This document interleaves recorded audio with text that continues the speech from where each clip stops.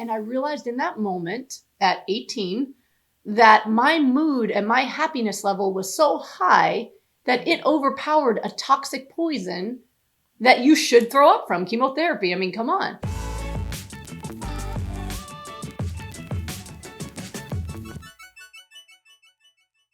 It's all connected. I always tell people, listen, you have this neck that attaches your head to your body. And everything going on up here affects you down here, and everything that's going on up here affects you up here. That's just how it works. And I experienced that in my life.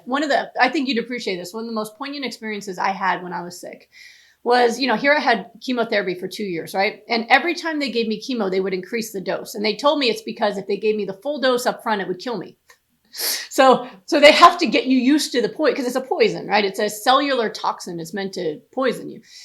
So every time I got chemo, I would get horrendously sick. I would vomit like crazy. I couldn't eat.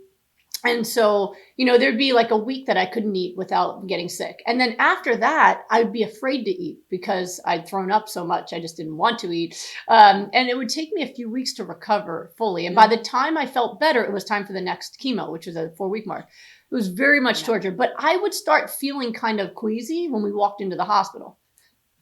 So before it started, right? So my very last chemo treatment was a week before I started college. Now, I was on cloud 9.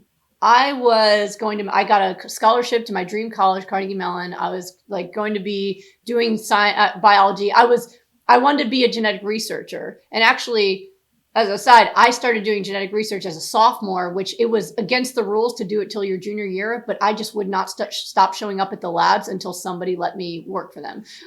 Because I don't let things stop me. No, I'm going to do this. I'm on a clock here. I don't know how much time I have. I'm doing research, right? So I was very excited to do all this stuff. And I couldn't believe it. Last chemo? Oh my God, right? So I show up, I'm in a great mood. I go into the hospital in a great mood because this is the last freaking time they're putting this needle in my arm. I am out of here. Sit down. How you doing, everybody? Get my IV put in. Normally the IV took multiple times because I'd be so anxious that my veins would constrict, my arteries, everything would constrict down. And so they'd be poking. Boom, first try goes in. And I get the highest dose I'd ever gotten in 2 years, the strongest dose I ever got. And I never got sick. I never threw up. I felt fine. And I went, well, I'll be. I just got the most potent dose of this poison that I've ever received. And I don't have any problems at all. And I realized in that moment at 18 that my mood and my happiness level was so high that it overpowered a toxic poison that you should throw up from, chemotherapy. I mean, come on. And I was fine. And that boom, it clicked in my head and I went, okay.